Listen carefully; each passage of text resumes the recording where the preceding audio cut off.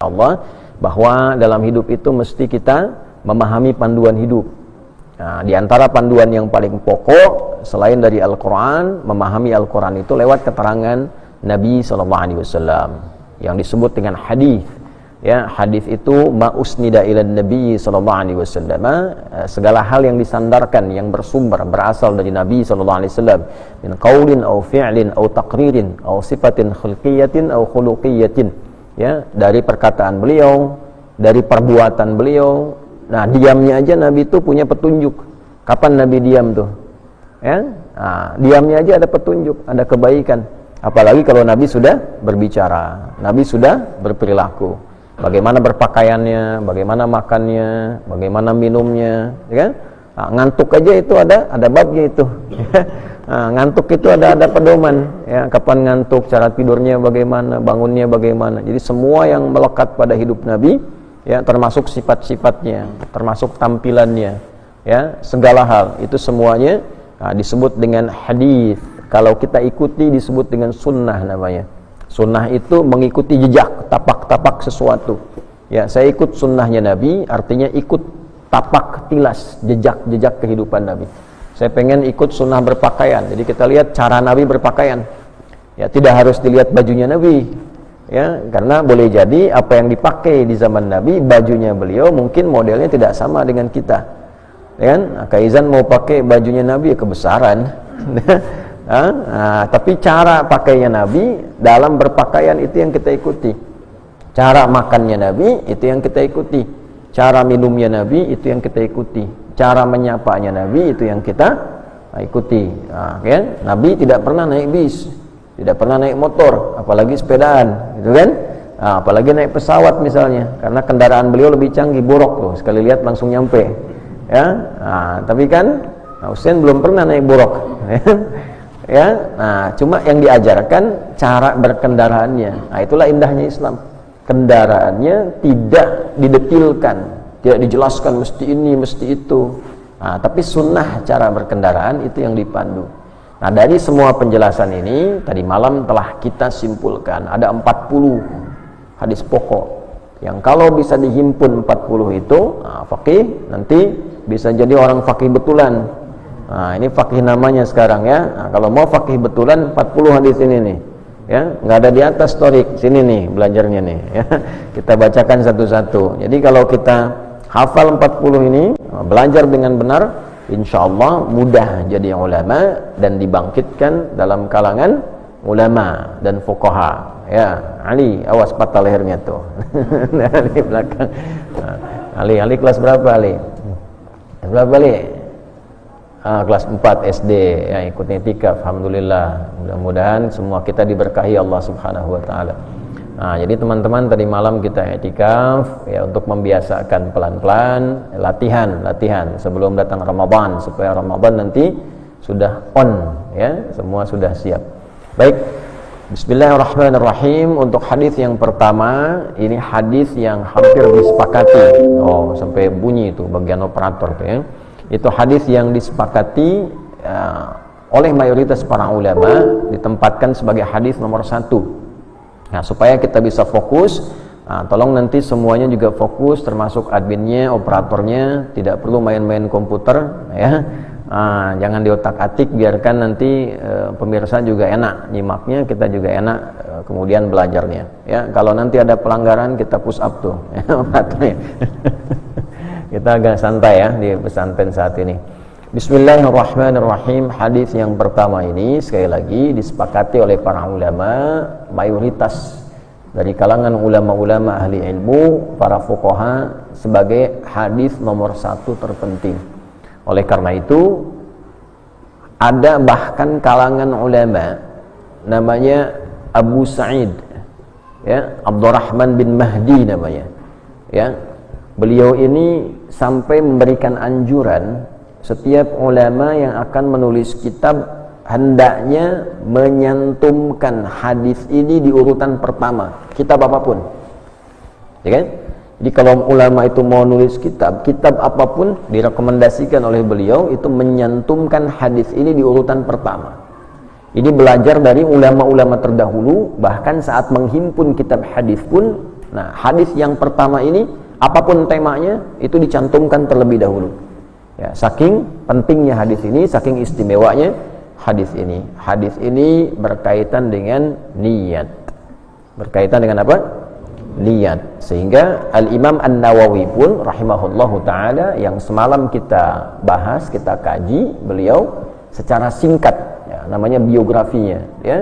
Nah, siapa beliau, di mana lahirnya, tahun berapa lahirnya, dan seterusnya. Nah, kemudian kita dapati setelah menghimpun 42 hadis itu, beliau pun menempatkan ini sebagai hadis nomor pertama tentang apa namanya? Niat. Baik, kita akan ambil dulu sebelum ke Al-Imam An-Nawawi, ya, kita ingin mengambil sanadnya dari Imam Al-Bukhari dulu. Ya, dari Imam siapa? Al-Bukhari. Ya, alhamdulillah kita nanti sanad itu sambungan-sambungan informasi yang mengantarkan kita pada informasi awal, yaitu dari Nabi sallallahu alaihi wasallam. Ya, karena Al-Imam Al-Bukhari hidupnya lebih awal dibandingkan dengan Imam An-Nawawi. Imam An-Nawawi lahir 631 Hijrah, 1233 Masehi. Imam Al-Bukhari lahir 196 Hijrah. Ya kan? Tanggal berapa? 196 Hijrah tahunnya. Tanggalnya 13 Syawal. Ya, nanti meninggalnya 1 Syawal 256 Hijrah. Jadi beliau itu lahir di bulan Syawal, meninggalnya pun di bulan Syawal. Lahirnya 13 Syawal 196 Hijrah, wafatnya 1 Syawal. Ya, jadi setelah selesai Ramadan, khatam Ramadan, nanti kalau insya Allah kita pas wisuda itu di Madinah, insya Allah ya, jadi kalian sekarang ini harus serius menghafalnya. Nanti kita akan mengunjungi, main, lihat. Dulu ada Imam Al-Bukhari saat beliau belajar dan mengambil hadis itu sempat mukim di Madinah, dan kemudian tempat belajarnya itu kemudian dibuat masjid, namanya Masjid Al-Bukhari. Ya, nah, nanti sampai begitu para ulama itu dulu sampai mukim, catat gitu. Ya, sampai kemudian selesai. Dan puncaknya beliau kemudian maksimalkan itu, berusaha menampilkan yang terbaik dalam hadis, dalam ibadah sampai selesai Ramadan. Jadi begitu Ramadan selesai ibadah, 1 Syawalnya meninggal tahun 256 Hijrah. Nah, apa bagus mau begitu? Nah, kita semua mau ya akhirnya husnul khatimah dapat. Cuma kapan kita meninggal itu kembali kepada Allah Subhanahu wa taala. Baik, kita ambil sanadnya dulu ya. Nanti ditempatkan oleh beliau dari 97 tema. Jadi di Al-Bukhari itu nanti ada ribuan hadis. Ribuan hadis ini dibagi ke 97 tema. Ya, topik. Misalnya judul 1, judul 2, judul 3 sampai 97. Nah, 97 ini penting diketahui para orang tua sekalian, itu berupa tema-tema kehidupan. Nah, sekarang Anda profesinya apa? Keluarkan aja temanya itu. Misalnya nanti ada tema ini tentang anak-anak, misalnya penuntut ilmu, ada Kitabul Ilmi tentang ilmu. Bagaimana cara belajar, hari apa yang paling bagus belajar. Kalau perempuan hari apa bikin pengajian ibu-ibu. Gimana cara belajar dengan mudah misalnya. Nah, itu ada babnya sendiri. Ya, susunannya dari ayat Qur'annya, kemudian hadisnya, lalu kalau butuh keterangan singkat. Ya, pun demikian nanti ada misalnya bab iman, Kitabul Iman. Di situ ada topik-topik, ada 57 hadis kurang lebih dipecah. Bagi yang merasa imannya kadang suka lemah, gimana cara naikinnya? Kalau sudah naik, menjaganya gimana supaya nggak turun? Kadang kan suka naik turun kan? Nah, ini naikinnya gimana? Dijaga supaya nggak turun, minimal stabil. Ya, minimal stabil. Nanti ada lagi di pemerintahan misalnya, itu di hadis Muslim nanti tentang Kitabul Imarah, yang sedang aktif di pemerintahan itu muncul hadis-hadis terkait misalnya tugas-tugas ya penegak hukum. Ya, sampai kalau kita sekarang kan istilah misalnya tentang KPK dan sebagainya, itu ada hadis-hadisnya juga. Tentang penanganan korupsi, tentang menangani pencegahan orang itu supaya tidak nyogok tuh gimana, ada. Ya, kemudian juga ada kitab misalnya Buyu'an. Ya, itu tentang bisnis, gimana bisnis yang baik, yang bagus dan sebagainya.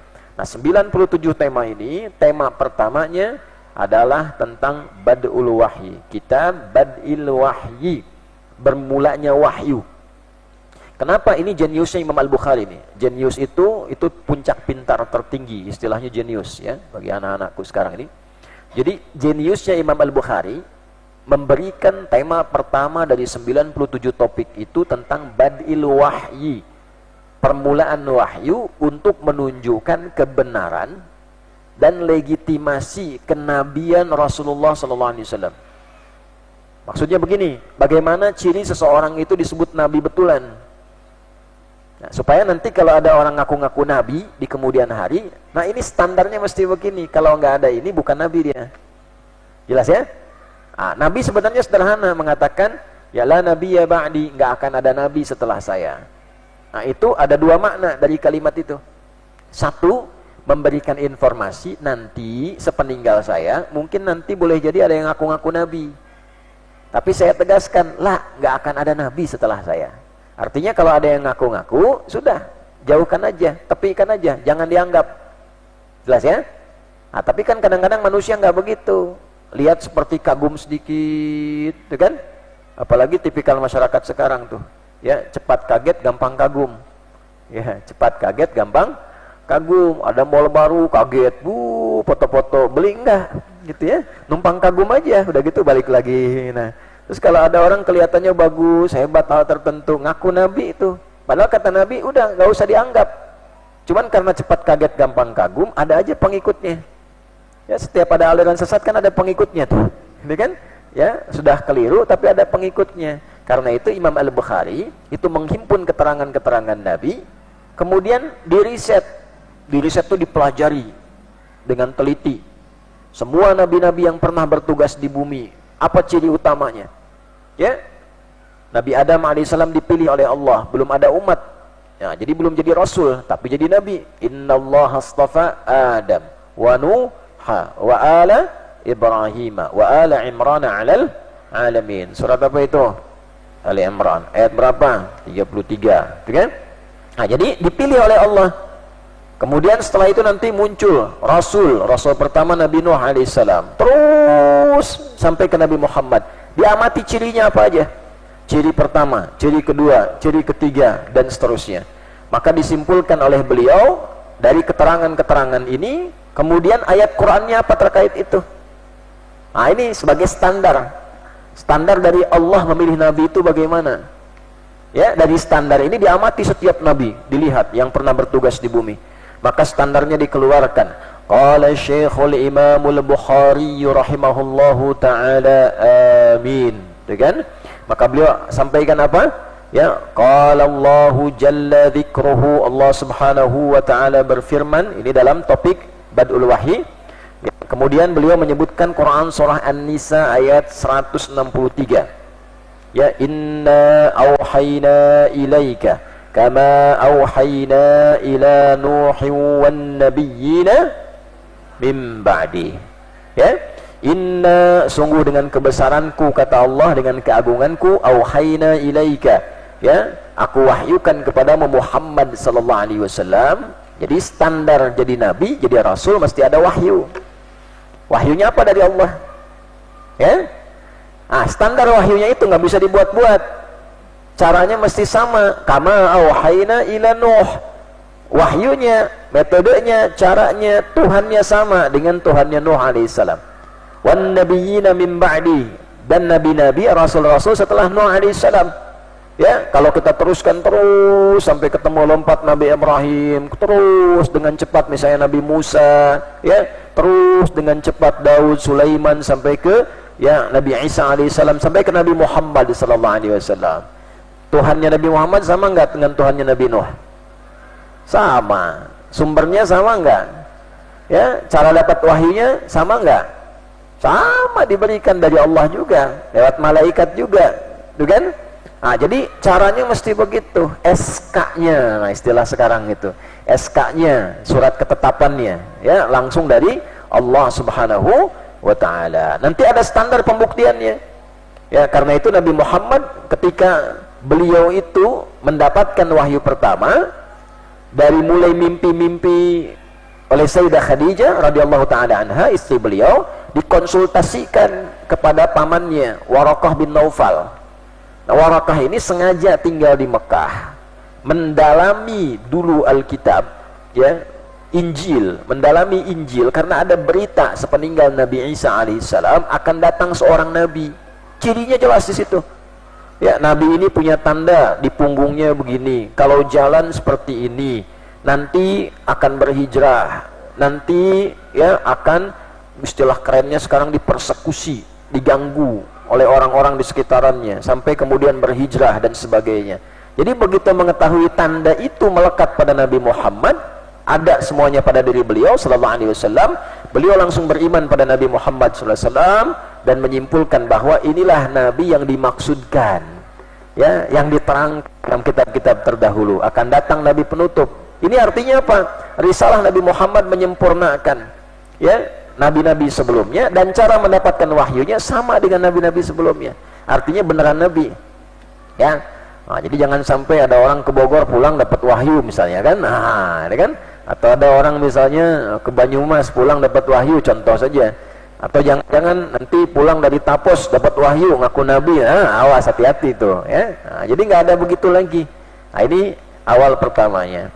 Maka semua nabi, semua rasul dimulai dengan risalah. Kenapa Imam Al-Bukhari memulai dengan ini?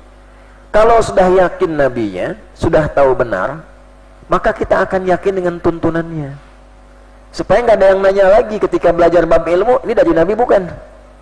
Ya? Karena dimulainya dengan legalisasi nabi, legitimasi nabi. Dari mana ini nabi ini? Ya, ini begini, ini sanadnya begini, ini pengangkatannya begini. Setelah yakin dengan nabi, maka cara baca semua hadis di Imam Al-Bukhari harus dimaksudkan untuk menaati nabi dan punya keyakinan ini nabi yang sampaikan. Gitu. Nah, sekarang gini, kalau ada ustadz ilmunya luas, orangnya baik, ya, kemudian setiap yang disampaikan ada sumbernya, percaya nggak? Percaya. Kadang-kadang kan kita begini, saya belum yakin kalau ustadz itu, udah bilang baru saya yakin. Nah, kalau yang ini saya belum yakin nih, tapi kalau ustadz yang itu udah bilang, saya baru yakin. Pernah nggak begitu? Nah, ini nabi yang bilang, masa nggak yakin? Kan?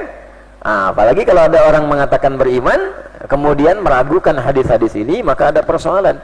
Jadi kalau ada motivator ngajarkan kalian, motivator tuh yang suka ngasih motivasi, semangat.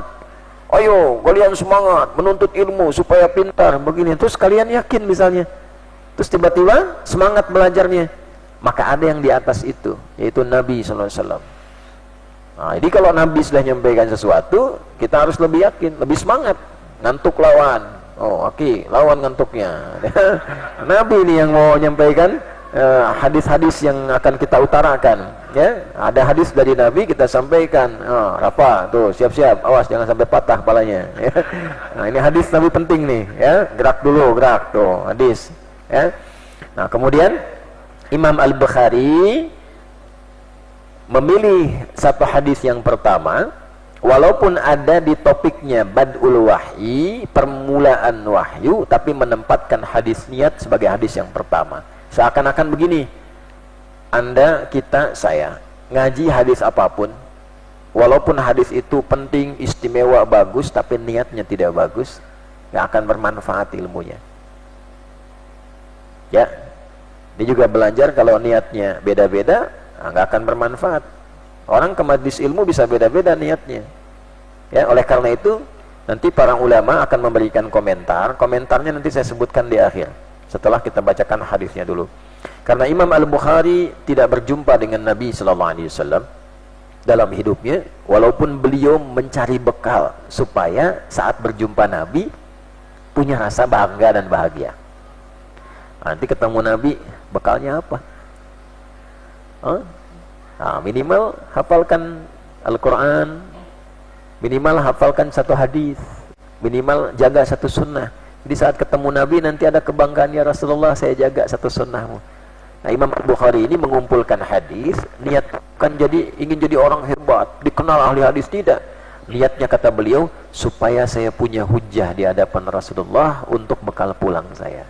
Jadi kalau pulang kepada Allah, ketemu Nabi, punya rasa senang karena pernah mengumpulkan hadis-hadis Nabi.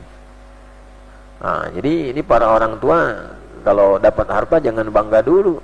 Masa mau bangga di hadapan Nabi dengan harta? Ya, Qarun paling banyak, tapi Qarun tenggelam itu kan. Nah, kalau kedudukan jangan bangga dulu itu ya. Ya, Abu Jahal juga kedudukannya tinggi gitu, tapi tetap Abu Jahal, ya kan? Ya, terlaknat di dunia, tercela di akhirat gitu. Jadi kalau kita mau punya kebanggaan, ya cari yang terbaik sebelum pulang. Nah, Imam Al-Bukhari ini walaupun hidupnya tidak membersamai Nabi sallallahu alaihi wasallam karena baru lahir 196 Hijrah. Ya, Nabi itu meninggal ya di tahun ke-10 ke-11 Hijrah.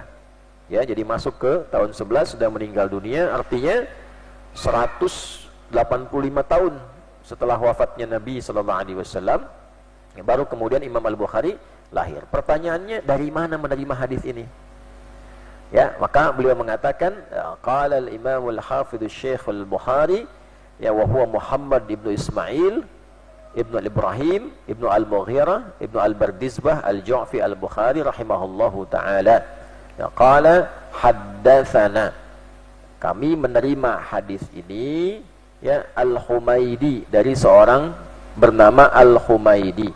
Nama aslinya Abdullah bin Zubair. Qala haddatsana Sufyan. Abdullah bin Zubair menerima dari Sufyan.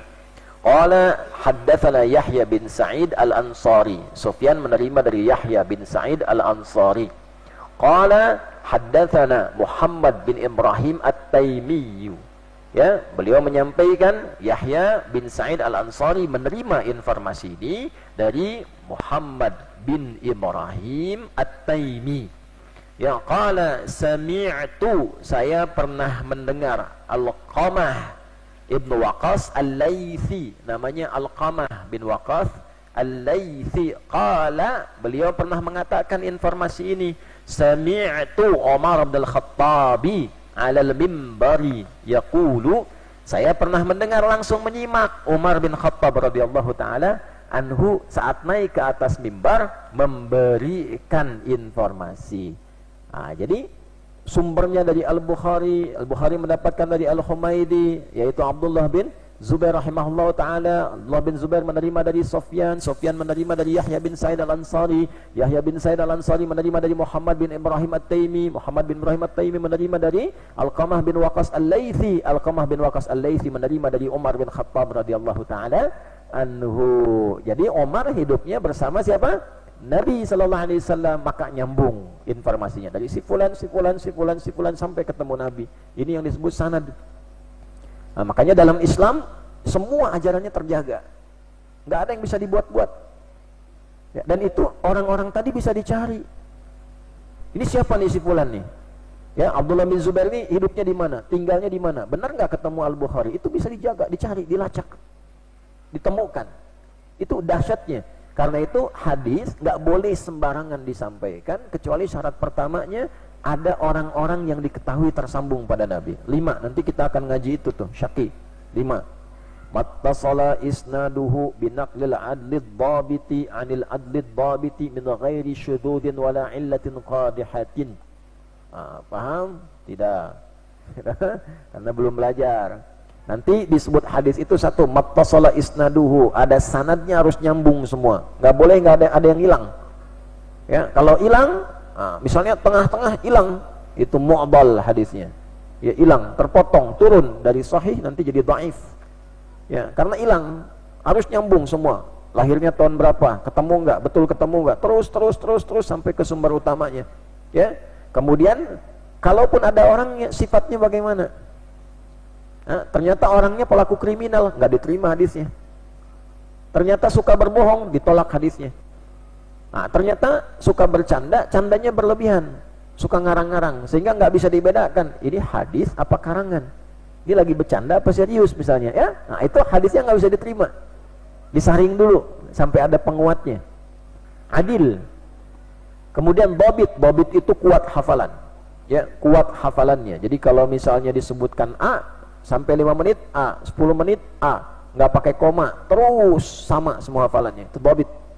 Ya, nah nggak ada celahnya, celah baik itu celah untuk pribadi yang disoal orang ataupun orang menyepakati itu buruk. Ya, misal mohon maaf, ya, hadis diriwayatkan oleh orang fasik. Ya, fasik itu yang suka bermaksiat, orang memabuk misalnya kan, pernah nipu, itu walaupun kalimatnya mungkin benar tapi nggak akan diambil hadisnya. supaya tidak ada fitnah terhadap hadis Nabi. Oh pantas orang yang begini hadisnya diriwayatkan oleh orang begini. Jelas ya? Paham? Awas hati-hati ya. Hati-hati, setan itu wah taktiknya banyak itu ya. Nah, dibikin kita itu nggak sadar tuh waktu mendengar hadis ya. Ngantuk, ditarik tuh kayak main layangan setan tuh. Ayo kalian siapkan lagi tuh ya, segerin lagi. Balik.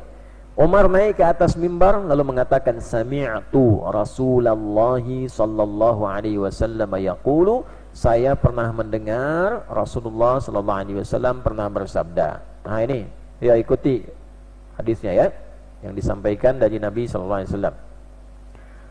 Innamal a'malu, ulangi, innamal a'malu binniyati wa innama likulli mri'in ma nawa faman kanat hijratuhu ila dunya yusibuha aw imra'atin yankihuha fahijratuhu ila ma hajara ilaih. Nah, kalian dapat pagi ini satu hadis dengan sanadnya tersambung, nanti ngambilnya dari Ustadz ya, dari Buya nanti dapat satu hadis tersambung sampai ke Nabi sallallahu alaihi wasallam. Nah, itu bersanad. Nanti kalau kalian tinggal hafalkan, nanti mananya diterangkan. Itu yang riwayat Al-Bukhari. Nanti ada riwayat Imam Muslim, ya, ayahnya, ibunya, riwayat Imam Muslim nomor hadis 1907. Itu nanti digabungkan jadi lengkap. Yang riwayat Imam Muslim kurang lebih bunyinya ya, innamal a'malu binniyat wa innamal likulli imri'in ma nawa faman kanat hijratuhu ila Allahi wa rasulihi fa hijratuhu ila Allahi wa rasulihi wa man kanat hijratuhu ila dunya yusibuha aw imra'atin yatazawwajuha fa hijratuhu ila ma hajara ilaih. Maka digabungkan riwayat ini, Imam Muslim itu muridnya Imam Al-Bukhari, digabungkan jadi satu kesatuan ya. Baik, yuk kita bahas dulu pelan-pelan hadis ini. Kita fokuskan dulu karena ini nanti jadi hadis diantara yang terpenting. Para ulama menyebut hadis ini hadis sepertiganya ilmu ya, dan ada yang menyebut sepertiganya pokok ajaran agama. Jadi kalau kalian ingin menguasai ilmu apapun, nah ini kuasai hadis ini satu dulu nih, kalian dapat sepertiga ilmu ya. Sepertiga itu berapa persen? 33,333% gitu kan. Nah, jadi kalau kalian hafal hadis ini bisa mengamalkan sebelum belajar, maka ilmu itu 33%-nya kita sudah hafal ya. Kalau ada makan, nah nanti sarapan ya, makanan bergizi di pesantren nih, ada nasinya misal, ada ayamnya, ada tempenya. Nasi sepertiga, ayam sepertiga, tempe sepertiga. Halo? Ya, pas kalian makan, hafal ini contoh saja, itu sama dengan kalian belum makan udah dapat ayamnya. Ya. Belum makan sudah dapat apanya? Ayamnya sepertiga itu. Ya, sudah kepegang lah gitu kan, walaupun belum kemakan. Nah, itu fungsinya hadis ini, sepertiga ilmu dapat bagian dari situ. Jadi kalau kita hafal hadis ini bisa diamalkan, nah insya Allah nanti belajarnya bisa lebih mudah. Nah sekarang untuk orang tuanya begini, untuk orang dewasa dan teman-teman Bapak Ibu sekalian, ini saya harus lebih menguatkan, kadang menggunakan dua pendekatan, penjelasan ilmiah diterangkan kembali karena ini ngaji kita gabungan. Jadi di Mira saja di sini ada anak-anak santri, ada orang tua, ada juga anak-anak yang belajar intikaf, adik-adiknya ada yang TK, ada yang SD. Jadi saya harus mencari bahasa yang kira-kira memudahkan untuk ditangkap oleh kalangan yang bisa mengikuti kajian ini. Sekarang fokus pada orang tua. Jadi begini, kenapa disebut sepertiga? Semua perilaku kehidupan kita itu sumbernya cuma tiga. Karena disebut manusia itu karena punya tiga elemen dalam dirinya. Satu, itu rohnya. Baik ya. Yang kedua akalnya. Yang ketiga itu fisiknya. Jawarih. Ya, bodinya dari ujung kepala sampai ujung kaki. Nah, semua apa yang digerakkan oleh fisik kita, tangan bergerak, kaki melangkah, mata melihat, itu nanti bergantung informasi yang disampaikan dari akal. Jelas ya? Makanya kenapa akal penting harus sehat, ya, supaya menerangkan, menyampaikan semua informasi ke tubuh ini supaya bisa dieksekusi. Kalau di sininya error, dia nggak bisa ngapa-ngapain. Misal di sininya error nih, di akalnya itu, nanti bisa ngobrol sendiri. Padahal nggak ada orang, gitu kan? Tapi nggak ada orang padahal. Ya, itu meracau sendiri. Nah, itu disebut akalnya terganggu. Kalau akalnya terganggu, maka di dalam Islam itu taklifnya. Taklif itu kewajiban untuk menunaikan ibadahnya pun sementara ditangguhkan. Hisabnya ditangguhkan. Nah, jadi kalau nggak pengen dihisab, terganggu aja akalnya tuh. Ya, jangan salah kesimpulan, ya, jangan salah kesimpulan. Karena sekarang banyak kontainer, orang-orang ahli konten yang suka motong video, sehingga salah kesimpulan, ya. Nah, balikin lagi. Nah, akal ini bisa betul kalau rohnya betul, jiwanya betul, sebab semua perintah itu ada di sini. Misal begini, kata jiwanya, kamu minum. Nah, semakin pintar akalnya, nanti akal akan meneruskan perintah minum ini dengan cepat. Oh, ngambilnya di sini, menghangatkannya di sini. Kalau pengen jadi teh, apalagi pakai teh manis, begini cara buatnya, cepat. Itu diterjemahkan oleh akal. Nanti diperintahkan ke sini, ya, supaya cepat dibuat, cepat buat. Contoh, ini bukan kode kalau di sini, bukan di pengajian umum ya. Nah, jadi begitu disampaikan, akalnya menerjemahkan, langsung dieksekusi oleh fisik. Jadi begini, fisik sehat bagus. Makanya dulu Ustaz waktu kecil itu ada selalu menu 4 sehat 5 sempurna gitu ya. Nah, itu untuk fisiknya supaya sehat. Akal sehat itu penting. Nah, karena itu makanan penting. Makanan tuh mumpung ada di Banten tuh ikan bagus itu, protein itu ya, supaya ya terbantu. Fisiknya bagus, akalnya sehat. Supaya akalnya sehat banyak baca tuh, banyak belajar. Tapi akal sehat saja nggak cukup. Ya, akal sehat nggak cukup, harus dibentuk juga jiwa yang sehat. Sebab kalau akalnya sehat, jiwanya tidak sehat, hatinya tidak sehat, niatnya tidak akan sehat.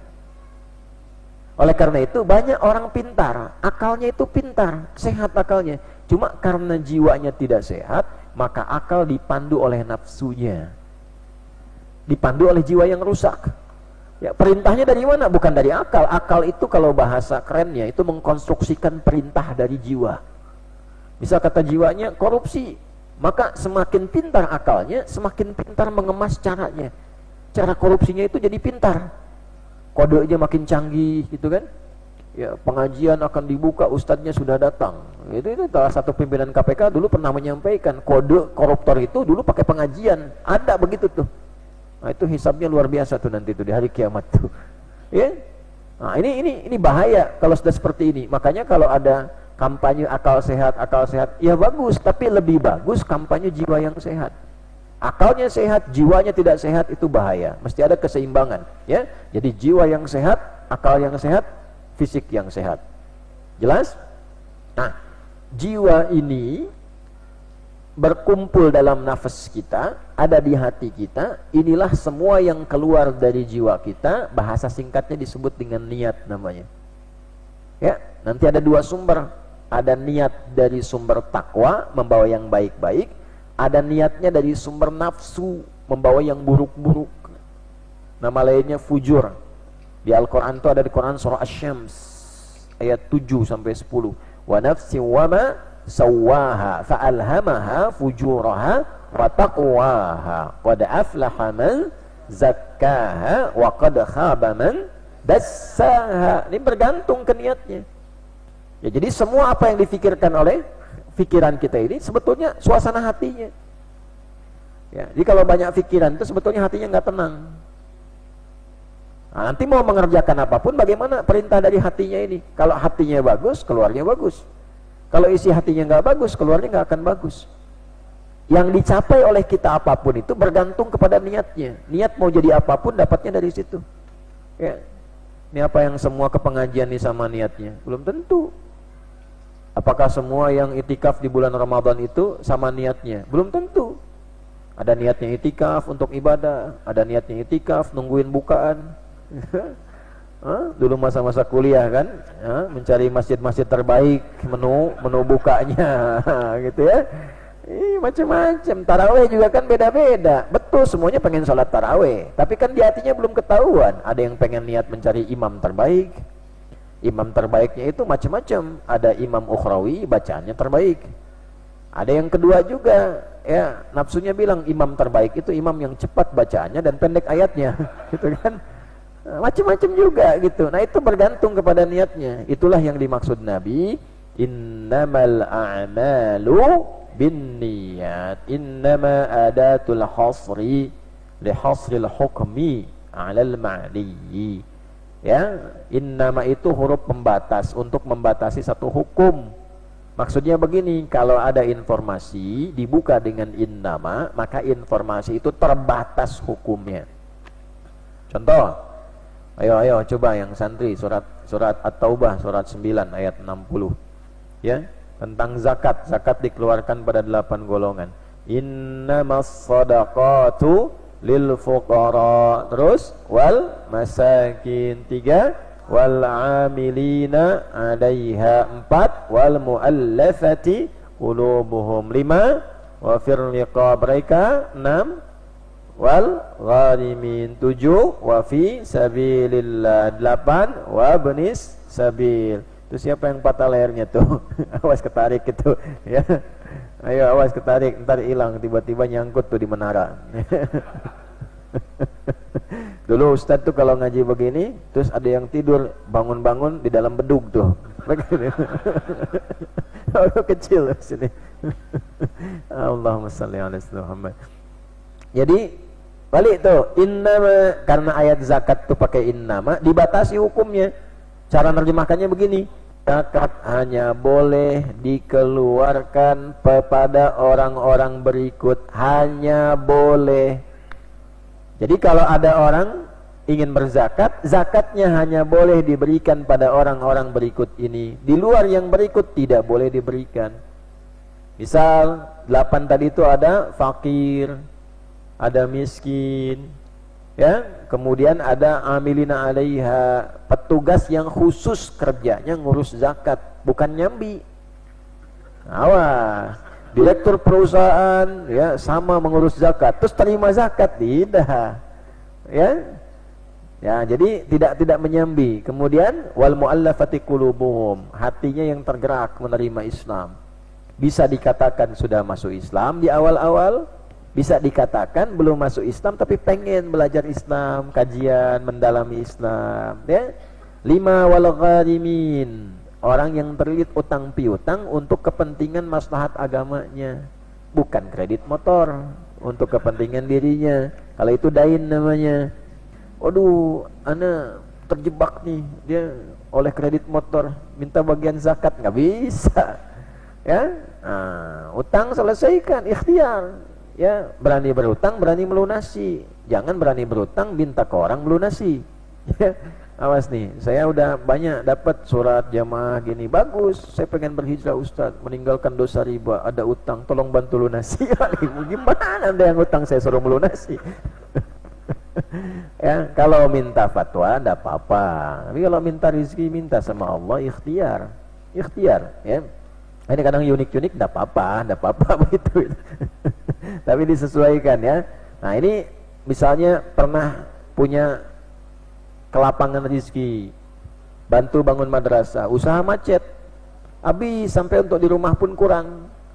Nah, sementara bangun madrasahnya sedang berkembang, ada utang minjem belum dilunasi. Nah, itu boleh, ya, mendapat 1/8 dari bagian zakat. Wa fir riqab, membebaskan orang-orang yang terkungkung. Dulu ada perbudakan, zakat turun untuk membebaskan dari perbudakan. Oh, jadi sebelum di Eropa itu ada deklarasi anti perbudakan, kita udah lebih dulu. Zakat itu salah satu risalahnya membebaskan perbudakan. Ya, jadi walaupun perbudakan sudah tidak ada, ayatnya ada untuk menerangkan Islam datang membebaskan perbudakan. Ya, kalau diterjemahkan sekarang, orang-orang yang dalam kesulitan, terkungkung oleh keadaan, ya, terpenjara, misalnya oleh ikatan tertentu, itu dibebaskan bisa lewat zakat. Wa fi sabilillah, dan orang yang berjuang di jalan Allah, ya. Ada yang berjuang secara militer, ya kayak di Palestina dan sebagainya, itu bisa mendapatkan bagian itu. Nah, ada juga berjuang dengan ilmu seperti kalian ini. Nah, boleh nanti dapat bagian-bagian zakat itu untuk fasilitas keilmuannya, bukan untuk jadi uang saku. Hah? Habis itu beli petasan, awas jangan ya. Nggak boleh, ya nggak boleh. Jadi belajar yang betul. Nah, jadi kalau ini orang tua kita ndak ada di sini iuran, ndak ada SPP, ndak ada bayar-bayar dan sebagainya. Nah, tapi kalau misalnya ingin sama-sama bersamai, boleh, silahkan saja. Ya, masuknya juga bukan ke pribadi-pribadi, tapi khusus misalnya silakan, nanti bisa diarahkan untuk kepentingan pelajaran, beli buku dan sebagainya. Tapi saya tidak pernah minta. Kita upayakan masing-masing semaksimal mungkin. Tapi di sini tetap tidak ada SPP, tidak ada yang boleh bayar dan sebagainya. Ya, nanti ke depan mungkin dirawat sama-sama. Jadi harus merasa memiliki. Saya mengutus siswa-siswa belajar keluar. Yang belajar juga murid-murid yang lagi belajar di luar ini ya, di berbagai kampus, harus serius belajarnya. Pulang-pulang jangan jadi ulama, selesaikan sampai S3. Nanti semua saling mengisi, tempatnya sudah ada, nih adik-adiknya juga mau belajar ke depan. Nanti kalau Ustadz selesai tugasnya meninggal, gantikan yang lain. Nah, Anda yang sifatnya membersamai, yang usaha, yang apa, sama-sama merawat. Jaga fasilitas, jaga, rawat sama-sama. Ini wakaf ini. Kita wakafkan dari tanah sampai fasilitas semua. Ya, nggak ada yang memiliki karena kepemilikannya sudah diserahkan pada Allah. Kita semua hanya menjaga saja. Saya menjaga dengan ilmu, ya, menjaga dengan adab, menjaga dengan pengajaran. Santi-santi mengajar dengan menjaga dengan belajar yang rajin, bagus supaya nanti sukses balik lagi. Nah, yang lain nanti ada porsinya macam-macam. Ya, setelah selesai, bangun selesai, siap, operasikan, sama-sama semuanya rawat. Jadi siapapun nanti yang terus melanjutkan, menjaga pesantren ini, nah, insya Allah mudah-mudahan saat pulang, nah, kita punya amal soleh di hadapan Allah Subhanahu Wa Taala. Ya, nah, itu gambarannya. Itu innama. Kemudian wabdis sabil yang ke-8, yang kesulitan di jalan sampai hilang bekal. Siapapun dia. Nah, misalnya contoh, misalnya ada anak pemimpin, walaupun anak presiden, anak menteri, tiba-tiba nyasar ke tempat di satu hutan, ya udah hilang semuanya, bekal hidupnya susah. Ketemu satu musola, ada bagian zakatnya di situ misalnya, zakat ada terkumpul 10 juta, dia datang kesulitan, Pak tolong Pak bantu saya untuk kembali ke Jakarta misalnya, terus ketahuan, oh, Bapak kan anaknya presiden, nggak boleh zakat. Nah, nggak bisa. Kalau sedang kesulitan dalam perjalanan, sulit dan luar biasa, dan dibuktikan betul secara data, maka bisa masuk dalam golongan Ibnu Sabil. Nah, jadi kalau ada yang namanya Ibnu Sabil, nah selama hidup dia secara makna itu terima zakat. Nah, itu bercanda ya. Nah, jadi kita gabungkan, bercanda boleh, tapi harus ilmiah. Ilmiah itu ada ilmunya, ya, ada manfaatnya. Baik. Innamal a'malu, dengan rumus yang sama, semua pekerjaan kita hanya akan sukses, hanya akan berhasil, hanya akan dihisab oleh Allah bin niyat, berdasarkan niatnya. Oh, ini mau belajar ke sini, mau belajar apa mau numpang main? Kalau main dapat mainnya, kalau mau belajar dapat belajarnya. Ya, kalau menghafal Qur'annya niatnya betul, dapat Qur'annya. Kalau cuma mengisi waktu, dapat waktunya. Hilang hafalannya, waktunya dapat.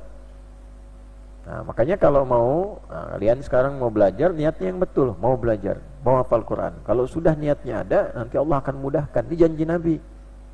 Baknya itu penting tuh, 14 makna. Yo, ambil 14 tuh, Haki, 14 maknanya tuh, penting maknanya. Jadi kalau sudah betul niatnya, ya karena Allah yang mudahkan. Kita yakin aja dulu, serahkan sama Allah. Kalau sudah Allah bilang sama Nabi, nggak usah ikut komen. Ya, terima aja dulu. Tuh kayak Sagara tuh, terima aja pokoknya tuh. Nah, terima lah gitu kan. Ya terima aja dulu, terima. Ambil dulu. Setelah itu yakin. Kata Nabi apa? Terima itu, lakukan amal, niatnya sudah yang betul. Nanti Allah akan mudahkan. Jelas sampai sini? Antum kerja juga begitu. Pekerjaan itu bergantung niat. Mau sukses, itu niatnya bagaimana? Kalau sungguh-sungguh, berhasil. Kalau niatnya nyambi, ya dapatnya nyambi. Merawat anak juga sama, Bu. Tergantung niatnya. Kalau niatnya ingin dipuji orang, dapat pujian. Tapi kalau ingin dapat pahala, nah, silahkan disiapkan supaya Allah ridha. Yang diinginkan Allah bagaimana? Bukan yang diinginkan kita. Kita nggak usah ngatur-ngatur, ikuti aja. Ya, Allah seperti apa menunjukkan, lewat Nabi dipraktekkan, kita ikuti seperti itu. Nanti lihat bagaimana keberhasilannya. Nah, itu gambarannya. Jadi, yang pertama, orang bisa sukses, bisa berhasil, pertama bergantung niat.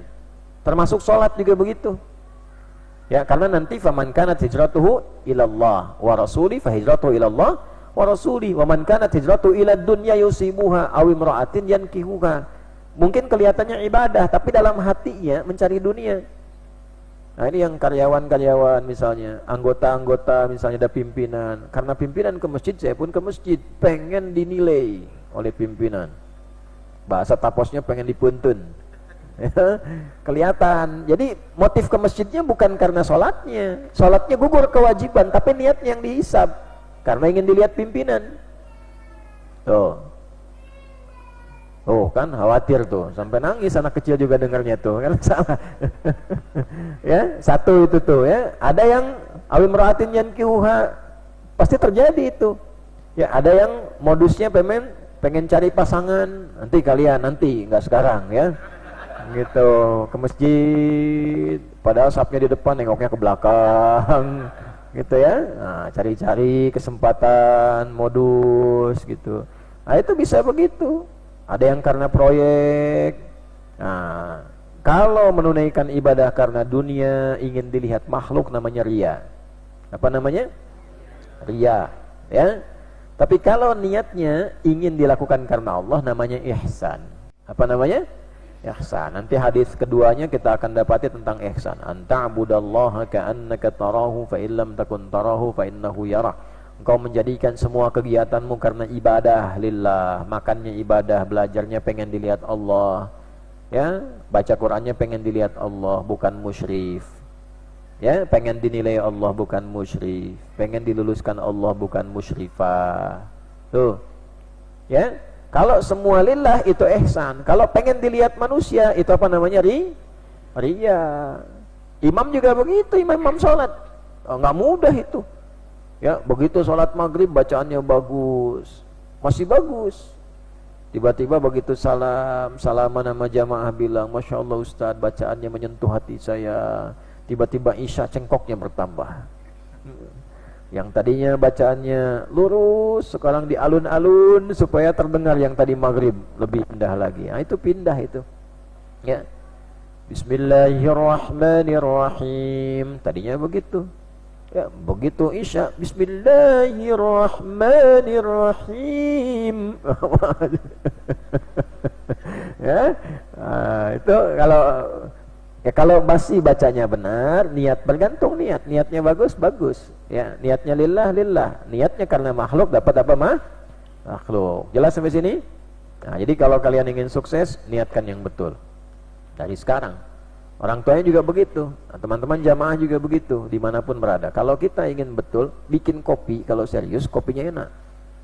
Kalau nggak serius, asal campur, asal aduk, jadi adukan. Silakan aja. Ya, kalau kita serius, apapun itu pasti berhasil. Nah, tuh Pak Rifki itu, Pak Rifki parfum. Kalau serius bikinnya, bagus parfumnya. Ya, parfum sedunia, gitu kan? Misal, ya. Tapi kalau nggak serius, ya begitu aja. Duni balik, jadi nama lain misalnya kalau kita sebut rame-rame. Nah, jadi apa aja kalau serius tuh bagus. Nanti kalau ada yang di militer serius, pasti bagus. Polisi serius, pasti bagus. Ya, apa saja. Kalau kalian belajar serius pun pasti berhasil. Nah, itulah niat namanya. Innamal a'malu bin niat. Ba'nya di situ 14 makna. Ya, ada sababiyah. sebabnya karena Allah, niatnya karena Allah, lillah. Nah, nanti akan dihisab pun begitu. Yang diniatkan itu yang dapat. Awas, itu hukum ya. Itu hukum.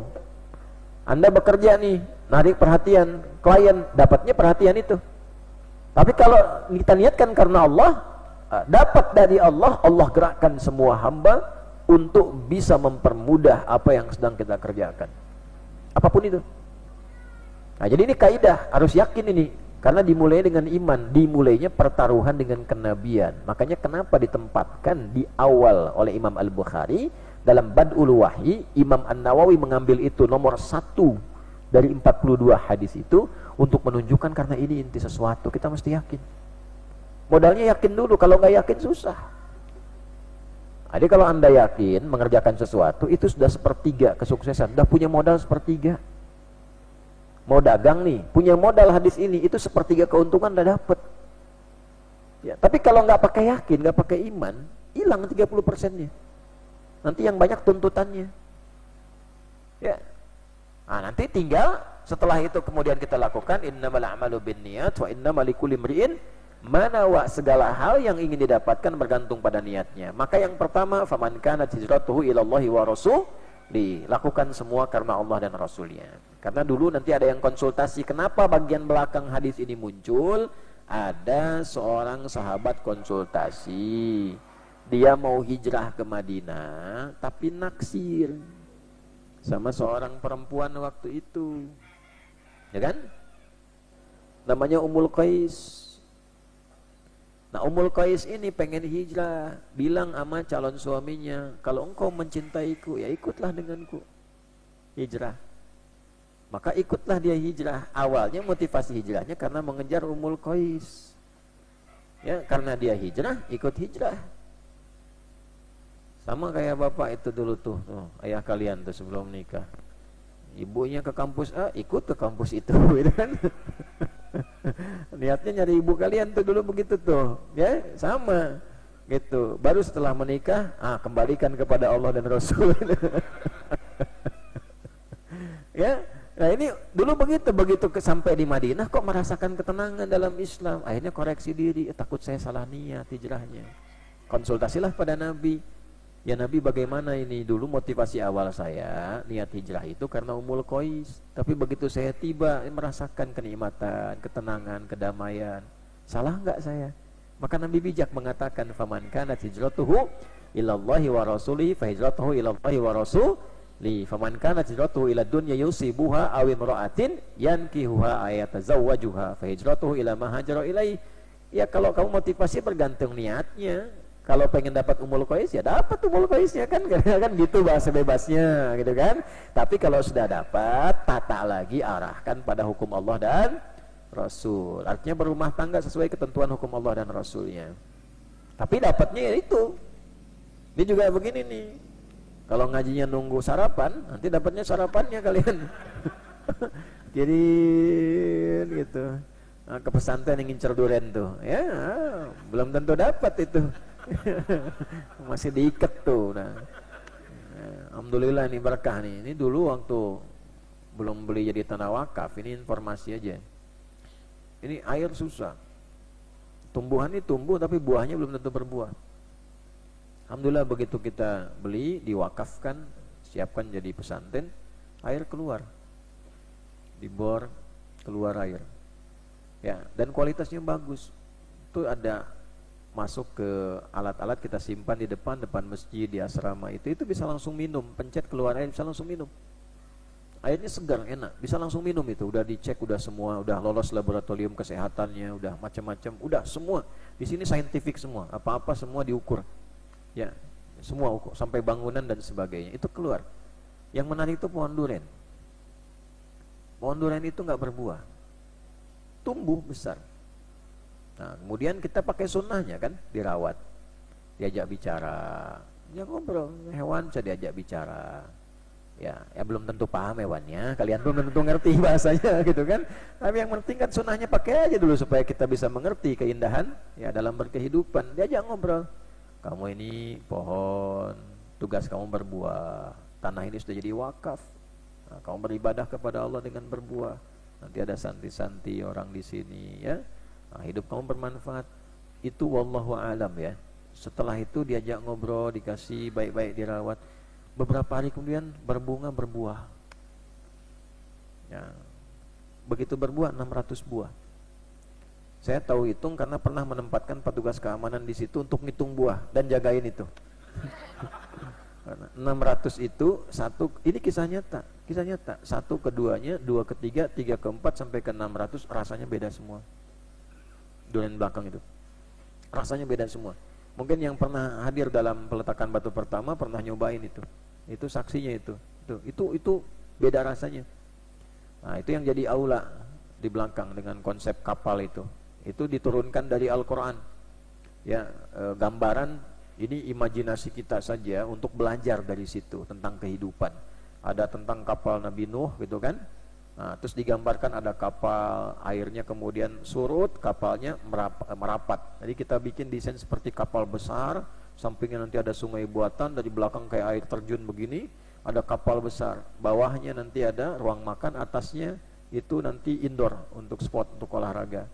Tapi tengah-tengahnya ada pohon durian begini. Dan sudah berbuah. Dan sudah dihitung di data berapa buahnya. Nah, dan terlarang bagi jamaah masuk wilayah situ.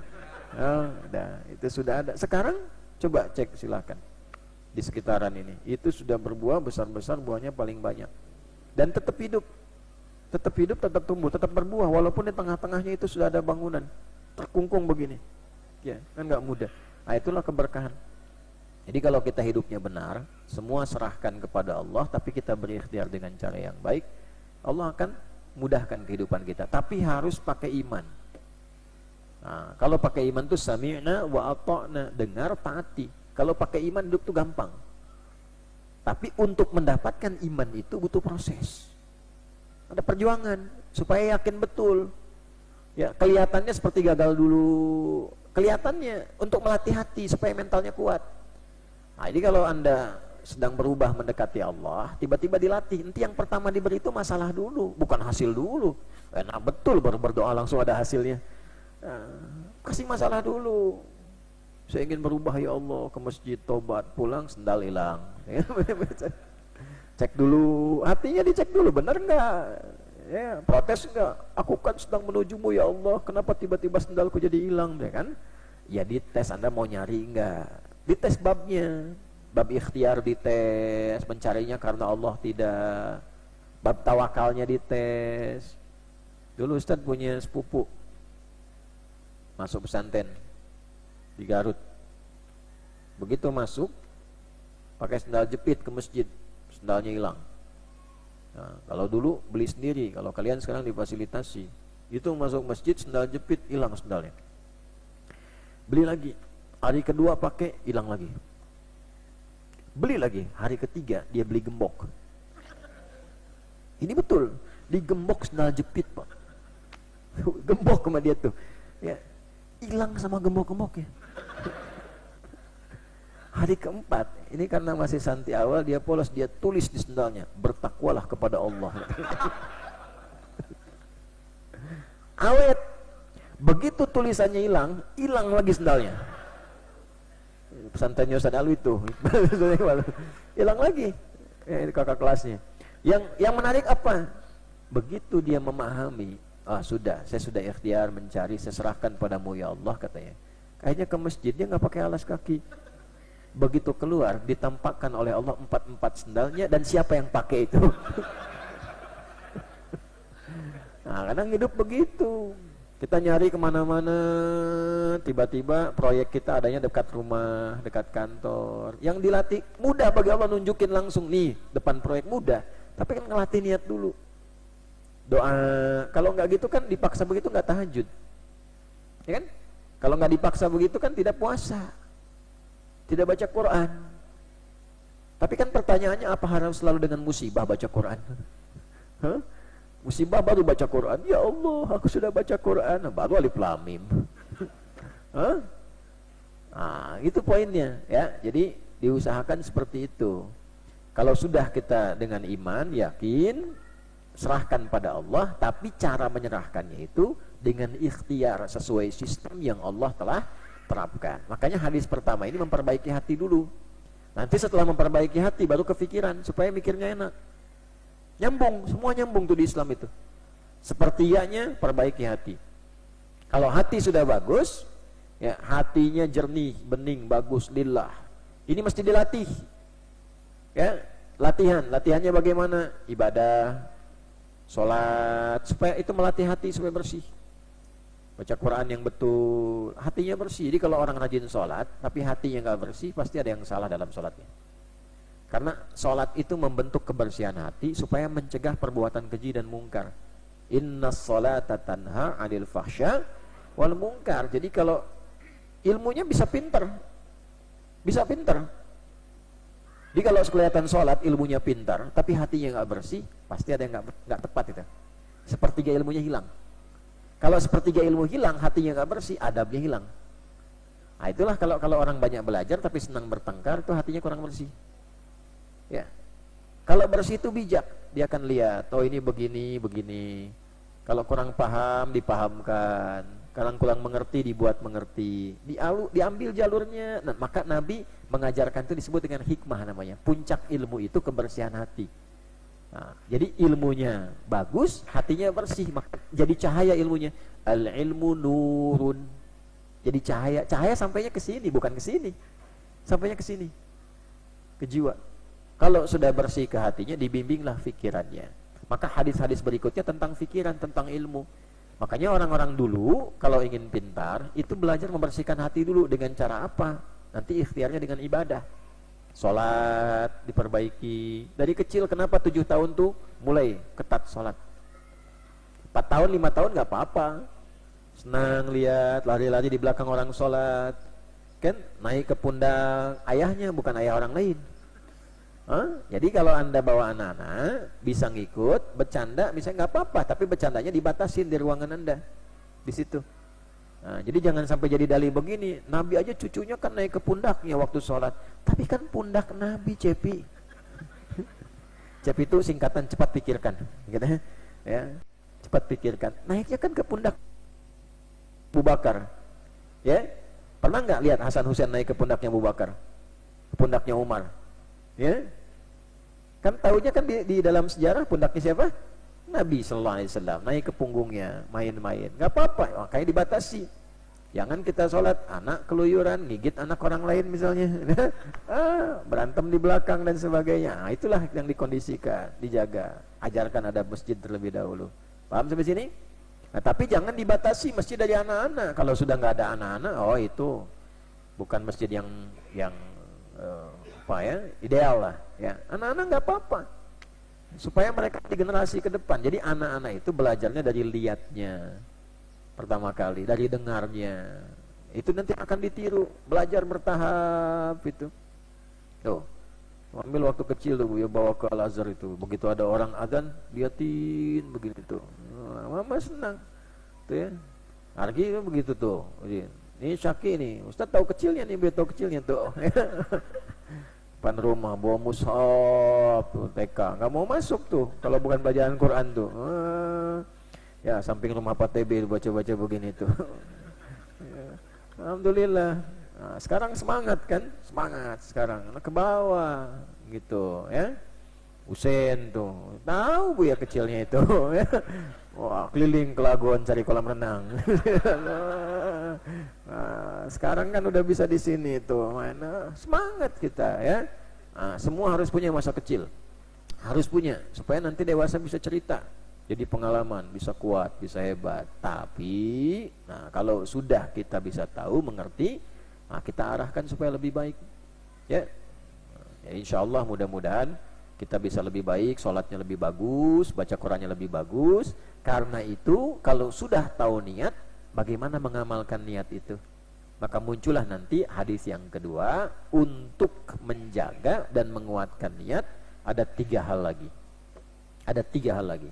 Jadi sudah tahu niat, kita jaga lewat ibadah, sholatnya perbaiki, baca Quran perbaiki. Nanti untuk menjaga itu ada 3 amalan lagi. Apa 3 amalan itu? Seperti apa kita kemudian bisa membahasnya? Kita belajar mengamalkan dulu hadis pertama.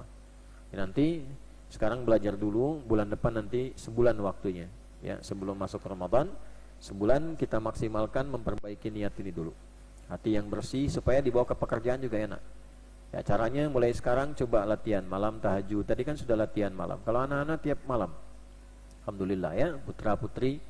Nah, kemudian kalau sudah begitu nanti coba tahajud, kemudian baca Quran yang baik supaya terasa hatinya tenang. Kalau sudah tenang, bersih, nanti kebawa ke suasana pikiran. Pasti dipandu itu berpikir, pasti dipandu. Oleh Allah diarahkan itu, ya. Nah, kalau sudah merasakan itu benar, nah baru nanti masuk ke bab berikutnya. Insyaallah bulan depan kita dapat bab yang baru sebelum nanti libur. Kalian libur menjelang Ramadan, ya. Nanti libur sebentar. Kalau mau lama nggak apa-apa, nggak usah kesini lagi ya. Nah, libur nanti di rumah sampai awal Ramadan, nanti kembali ke Ramadan lagi. Nanti siang akan diumumkan, termasuk programnya nanti saat Ramadan. Seperti apa program terbatasnya, ya.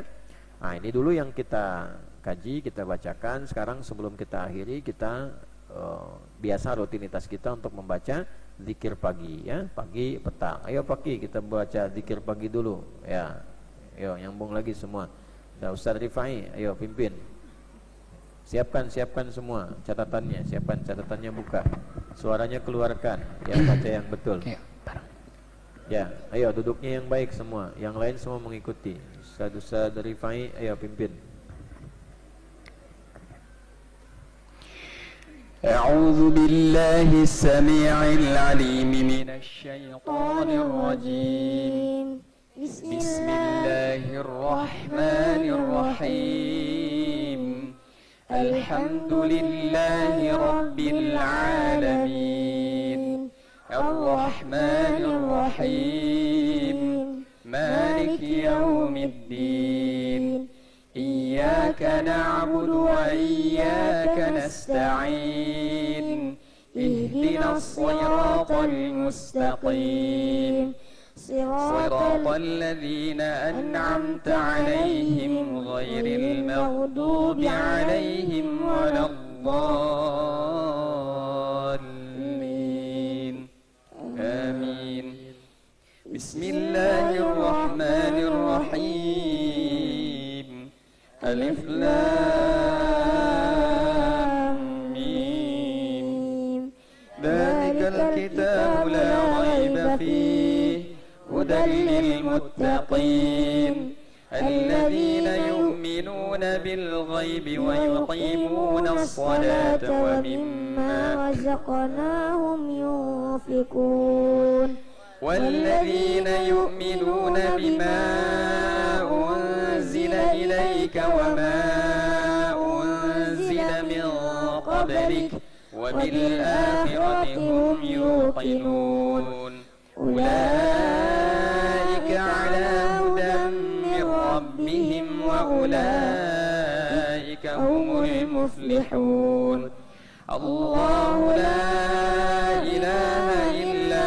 هو الحي القيوم لا تأخذه سنة ولا نوم له ما في السماوات وما في الأرض من ذا الذي يشفع عنده إلا بإذنه يعلم ما بين أيديهم وما خلفهم ولا يحيطون بشيء من علمه إلا بما شاء وسع كرسيه السماوات والأرض ولا يؤوده حفظهما وهو العلي العظيم بسم الله الرحمن الرحيم قل هو الله أحد الله الصمد لم يلد ولم يولد ولم يكن له كفوا أحد بسم الله الرحمن الرحيم قل أعوذ برب الفلق من شر ما خلق ومن شر غاسق إذا وقب ومن شر النفاثات في العقد ومن شر حاسد إذا حسد بسم الله الرحمن الرحيم قل أعوذ برب الناس ملك الناس إله إله الناس من شر الوسواس الخناس الذي يوسوس في صدور الناس من الجنة والناس أصبحنا وأصبح الملك لله والحمد لله لا إله إلا الله وحده لا شريك له له الملك وله الحمد وهو على كل شيء قدير رب أسألك خير ما في هذا اليوم وخير ما بعده وأعوذ بك من شر ما في هذا اليوم وشر ما بعده رب أعوذ بك من الكسل وسوء الكبر رب أعوذ بك من عذاب في النار وعذاب في القبر اللهم بك أصبحنا وبك أمسينا وبك نحيا وبك نموت وإليك النشور اللهم أنت ربي لا إله إلا أنت خلقتني وأنا عبدك وأنا على عهدك ووعدك ما استطعت أعوذ بك من شر ما صنعت أبوء لك بنعمتك علي وأبوء بذنبي فاغفر لي فإنه لا يغفر الذنوب إلا أنت اللهم عافني في بدني اللهم عافني في سمعي اللهم عافني في بصري لا إله إلا أنت اللهم إني أعوذ بك من الكفر والفقر وأعوذ بك من عذاب القبر لا إله إلا أنت اللهم عالم الغيب والشهادة فاطر السماوات والأرض رب كل شيء ومليكه أشهد أن لا إله إلا أنت أعوذ بك من شر نفسي ومن شر الشيطان وشركه وأن أقترف على نفسي سوءا أو أجره إلى مسلم بسم الله الذي لا يضر مع اسمه شيء في الأرض ولا في السماء وهو السميع العليم بسم الله الذي لا يضر مع اسمه شيء في الأرض ولا في السماء وهو السميع العليم بسم الله الذي لا يضر مع اسمه شيء في الأرض ولا في السماء وهو السميع العليم رضيت بالله ربا وبالإسلام دينا وبمحمد صلى الله عليه وسلم نبيا رضيت بالله ربا وبالإسلام دينا وبمحمد صلى الله عليه وسلم نبيا رضيت بالله ربا وبالإسلام دينا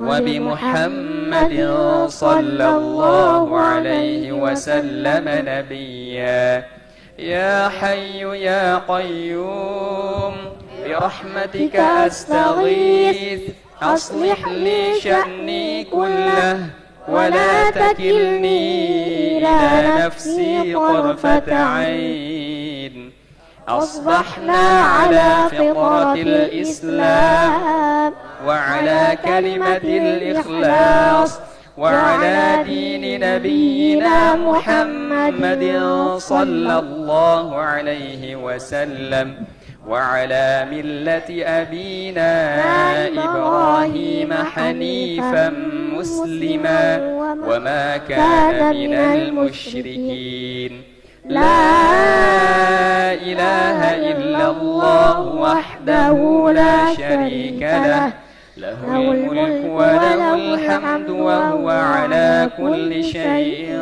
قدير لا إله إلا الله وحده لا شريك له له الملك وله الحمد وهو على كل شيء قدير لا إله إلا الله وحده لا شريك له له الملك وله الحمد وهو على كل شيء قدير سبحان الله وبحمده عدد خلقه ورضا نفسه وزنة عرشه ومداد كلماته سبحان الله وبحمده عدد خلقه ورضا نفسه وزنة عرشه ومداد كلماته سبحان الله وبحمده عدد خلقه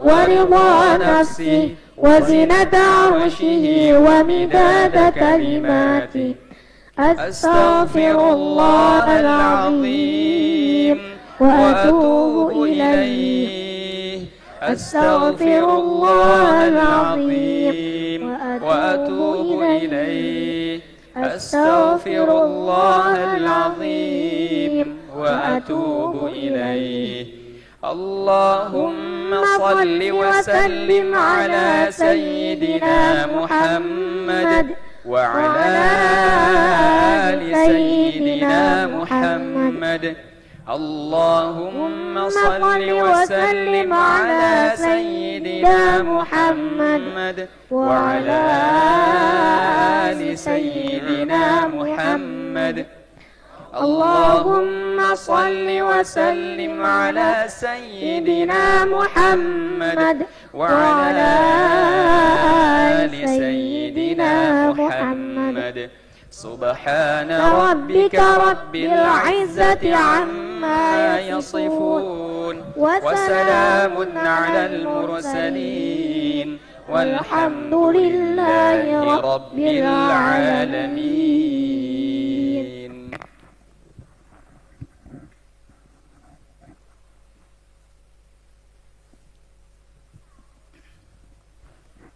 Ya, alhamdulillah telah kita tuntaskan kajian kita di subuh dan pagi hari ini dan ditutup dengan zikir pagi, mudah-mudahan diterima oleh Allah Subhanahu wa taala.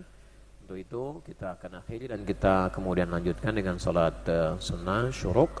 Lalu setelah itu persiapan untuk sarapan dan berolahraga. Ya.